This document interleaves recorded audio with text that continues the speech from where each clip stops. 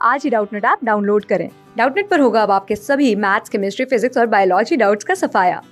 बस अपने क्वेश्चन की फोटो खींचो, उसे क्रॉप करो और तुरंत वीडियो सोल्यूशन पाओ। Download now. नमस्कार दोस्तों, डाउटनेट में आपका स्वागत है और आज का हमारा क्वेश्चन है the mid point of the sides of a triangle are 1,5,-1, 0,4,-2 and 2,3,4 and find its vertices, also find it the centroids of the triangle. मतलब एक ट्राइंगल हमें गिवन है, उस ट्राइंगल की जो साइड्स है उसकी तीनों साइड्स की मिड पॉइंट्स हमें यहाँ पे गिवन है, मिड पॉइंट्स के कोऑर्डिनेट्स हमें गिवन है। तो हमें यहाँ पे वर्टिसेस के कोऑर्डिनेट्स फाइंड करने हैं और उस उस ट्राइंगल का हमें सेंट्रॉइड हमें फाइंड करना है। तो चलिए स्टार्ट करते हैं। मान लेते हैं कोई ट्राइंगल है, कुछ इस तरीके से मान लो कोई भी ट्राइंगल है, ठीक है। ABC हमारे पास ट्राइंगल है। इसके वर्टिसेस अज्यूम कर लेते हैं। ए के हमारे पास x1 y1 z1 है। बी के कोऑर्डिनेट्स हमारे पास हैं x2 y2 z2, ये हमें फाइंड करने हैं। और सी हमारे पास है x3 y3 z3, ठीक है। मिड पॉइंट्स के कोऑर्डिनेट्स हमें ऑलरेडी गिवन है। यहाँ पर मिड पॉइंट हमारे पास यहाँ पे है, पहले वाला मिड पॉइंट मान लेते हैं 1,5,-1, सेकंड हमारा मान लेते हैं हम 0,4,2 और थर्ड हमारे पास है 2,3,4। तो मिड पॉइंट थ्योरम अप्लाई करेंगे यहाँ पे, मिड पॉइंट फॉर्मूला अप्लाई करके अगर हम इसे कंपेयर करें तो यहाँ पे 1 की जो वैल्यू होगी, ये जो वैल्यू होगी इसकी 1 की, तो ये बराबर होगा x1 plus x2/2 is equal to 1, ठीक है। तो यहाँ से x1 प्लस x2 कितना आ गया, x1 plus x2 is equal to 2 आ गया। सिमिलरली ऐसे ही हम बाकी वैल्यूज भी फाइंड करेंगे। x2 प्लस x3 हमारे पास कितना हो जाएगा, x2 प्लस x3 बाई 2 हमारे पास 0 है यहाँ पे, इस हिसाब से अगर देखो तो। और अगर x2 प्लस x3 मैं डायरेक्टली यहाँ पे फाइंड करूँ तो 2 इंटू 0 हो जाएगा, डबल कर दूंगा यहाँ पे, 0 0 ही रहेगा ये, ठीक है। अब ये जो कोऑर्डिनेट है इसकी वैल्यू किसके बराबर होगी, x3 प्लस x1 के बराबर, x3 प्लस x1 बाई 2 के बराबर। x3 प्लस x1 बाई 2 हमें गिवन है 2 के बराबर, तो x3 प्लस x1 किसके बराबर हो जाएगा, x3 प्लस x1 हो जाएगा 4 के बराबर, 2 2 जा 4, डबल कर देंगे जस्ट। तो ये हमारे पास तीन इक्वेशंस मिल गई, x1 x2 x3 की। तो यहां से हम x की वैल्यूज फाइंड कर सकते हैं, ठीक है। सिमिलरली y और z कोऑर्डिनेट्स के लिए भी हम ऐसे ही करेंगे, यही प्रोसीजर अप्लाई करेंगे, ठीक है। तो यहाँ पे a और b के बीच में जो y कोऑर्डिनेट है वो 5 है, तो y1 प्लस y2/2 जो है वो 5 होगा। तो y1 प्लस y2 क्या हो जाएगा, 5 इंटू 2, ये हो जाएगा 10, ठीक है। ऐसे ही y2 प्लस y3 की वैल्यू हम फाइंड करेंगे। y2 प्लस y3/2 हमारे पास 4 है, तो इसका डबल हो जाएगा 8। और y3 प्लस y1 हमारे पास कितना है, यहाँ पे 3 है। y3 प्लस y1/2 हमारे पास 3 है, तो y3 प्लस y1 हमारे पास क्या हो जाएगा, 3 का डबल, ये हो जाएगा 6। ये मैं डायरेक्टली यहाँ पे लिख रहा हूँ, ये मैं इस इक्वेशन में से मैं ये ऊपर की जो वैल्यू है फाइंड कर रहा हूँ। ये मैंने एक बार आपको मैंने ऐसे समझा दिया है, बाकी मैं डायरेक्टली लिख रहा हूँ, सेम वही प्रोसीजर अप्लाई हो रहा है, ठीक है। तो कंफ्यूजन ना हो बस आपको, मैं इसलिए आपको एक बार मैंने आपको फिर क्लियर कर दिया है। अब सिमिलरली z की भी हम z1 z2 z3 की भी इक्वेशन ऐसे ही बनाएंगे। z1 प्लस z2 कितना है हमारे पास, z1 प्लस z2/2 हमारे पास -1 है, तो ये हो जाएगा -2। z2 प्लस z3 हमारे पास कितना है, ये हमारे पास है 2, तो ये हो जाएगा 4, इसका 2 का डबल। z3 प्लस z1 हमारे पास 4 है, तो ये हो जाएगा हमारे पास 8 के बराबर, राइट। अब हम फाइंड करेंगे x1 x2 x3 y1 y2 y3 और z1 z2 z3, इन सब की वैल्यूज हम फाइंड करेंगे बारी बारी से। तो x की वैल्यूज हम फाइंड करेंगे, x1 x2 x3 मतलब x कोऑर्डिनेट्स तीनों के हम फाइंड करेंगे। तो मैं यहाँ पे भी थोड़ा सा मैं इसका डिवाइडर बना लेता हूँ। बहुत ही सिंपल हमारा अप्रोच रहेगी इसे फाइंड करने के लिए, कोई मुश्किल नहीं, ठीक है। हम क्या करेंगे, पहली और दूसरी इक्वेशन को माइनस कर देंगे, फर्स्ट मतलब सेकंड इक्वेशन में से फर्स्ट इक्वेशन को माइनस कर देंगे और उसे थर्ड में ऐड कर देंगे। तो फर्स्ट इक्वेशन को सेकंड में से अगर माइनस करेंगे तो क्या आ जाएगा, x3 माइनस x1, x2 से x2 तो कट जाएगा और ये आ जाएगा -2, ठीक है। या फिर हम या फिर हम फर्स्ट में से सेकंड भी माइनस कर सकते हैं, कुछ भी कर सकते हो, जो भी है, बस मैं जो अप्रोच फॉलो कर रहा हूँ ये थोड़ा सा आपको क्लियरली समझ में आ जाएगा। और अब ये जो इक्वेशन आएगी इसको हम थर्ड इक्वेशन में जोड़ देंगे, यानी कि ये वाली इक्वेशन में, ठीक है। अब इसमें जोड़ देते हैं तो कितना आ जाएगा, x1 से x1 तो कैंसिल आउट हो रहा है, और 2x3 कितना आ रहा है, ये आ रहा है 4 माइनस 2, 2 के बराबर। तो x3 की वैल्यू कितनी आ गई, 1 आ रही है। x3 1 आ गया। x1 की वैल्यू फाइंड कर सकते हैं हम। x1 की वैल्यू सिंपली इसमें पुट कर दो, x3 की वैल्यू 1 है तो -2 को शिफ्ट कर दो, +2, 1 + 2, और x1 की वैल्यू आ गई यहाँ से 3।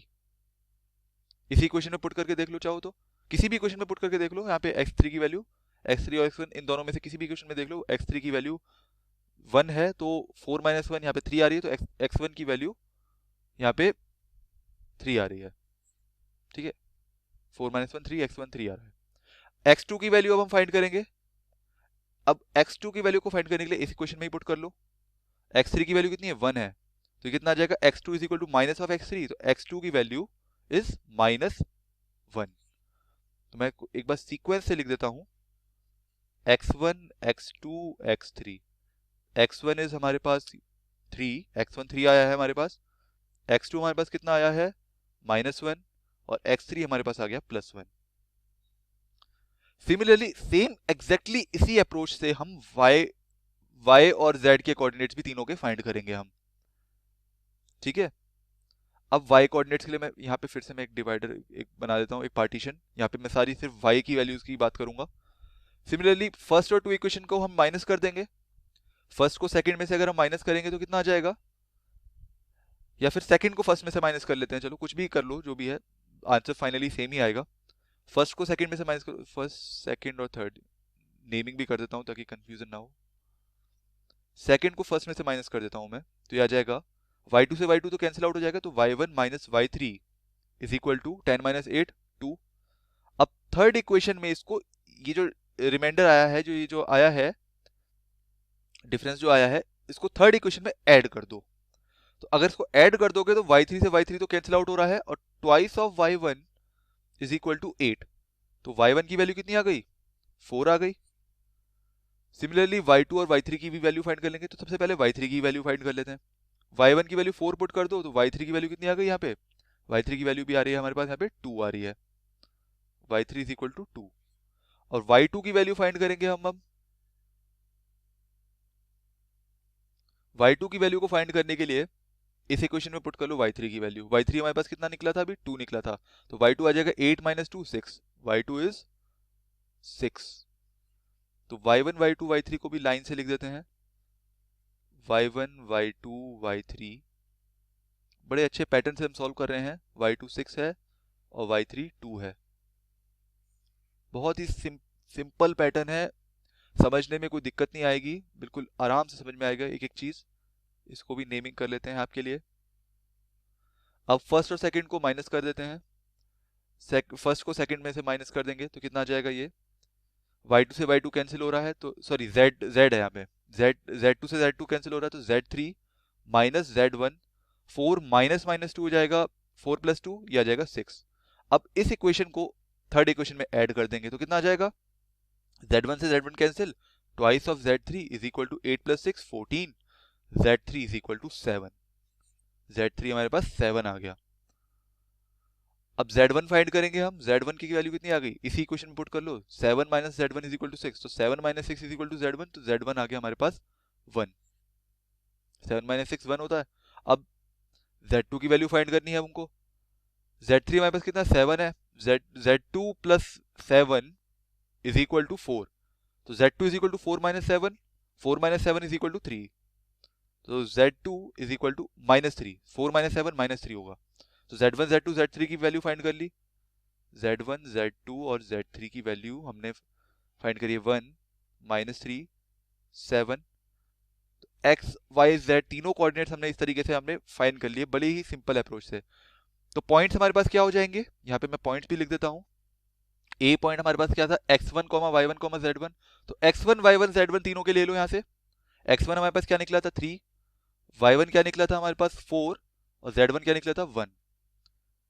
बी हमारे पास क्या है, x2 y2 z2, x2 हमारे पास -1 निकला है, y2 हमारे पास 6 निकला है, z2 हमारे पास -3 निकला है।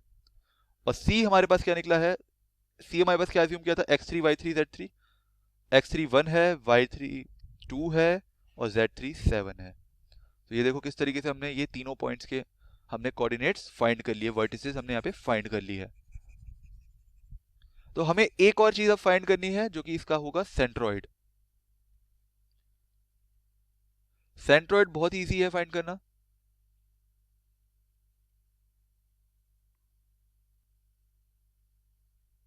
सेंट्रॉइड का हमारे पास फॉर्मूला होता है x1 plus x2 plus x3 upon 3 comma y1 plus y2 plus y3 upon 3 comma z1 plus z2 plus z3 upon 3। ये हमारे पास होता है सेंट्रॉइड का फॉर्मूला। बस हमने x1 x2 x3 y1 y2 y3 z1 z2 z3 find कर ली है, बस हमने यहाँ पे पुट करना है और इसको फाइंड करना है। तो पुट कर देते हैं वैल्यूज को। तो सेंट्रॉइड को हम g से डिनोट करते हैं, तो ये जाएगा 3 -1 प्लस 1 अपॉन 3, ये हमारे पास हो जाएगा 4 प्लस 6 प्लस 2 अपॉन 3, और ये कितना हो जाएगा 1 प्लस 2 प्लस, सॉरी 1 प्लस 2 नहीं, 1 प्लस 1 माइनस 3 प्लस 7 अपॉन 3। ठीक है, एक्स वाई जेड के तीनों के कोऑर्डिनेट्स हमने यहाँ पे जोड़ दिए हैं। तो यह आ जाएगा 3 -1 प्लस 1, ये हो जाएगा 3/3, सिंपली कुछ नहीं, ये हो जाएगा 12/3, और ये आ जाएगा हमारे पास 7 - 3 कितना होता है 4, 4 + 1 इज 5, 5/3। ठीक है, तो ये आ गया हमारे पास सेंट्रॉइड, इसका कितना आ गया 1, 12/3 होता है 4 और ये होता है 5/3। तो ये हमारे पास का सेंट्रॉइड भी हमारा आ गया है। तो हमसे जो क्वेश्चन में पूछा था सेंट्रॉइड और वर्टिसेस के कोऑर्डिनेट्स, ये सारे हमने फाइंड कर लिए हैं। ये हमारे पास वर्टिसेस आ गए थे और ये हमारे पास इसका सेंट्रॉइड आ गया है। तो आई होप आपको ये क्वेश्चन समझ में आया होगा। Thanks for watching this video. Class 6 से 12 से लेके नीट, IIT, JEE मेंस और एडवांस के लेवल तक 10 मिलियन से ज़्यादा स्टूडेंट्स का भरोसा। आज ही डाउनलोड करें डाउटनेट ऐप या व्हाट्सएप कीजिए अपने डाउट्स 8400 400 400 पर।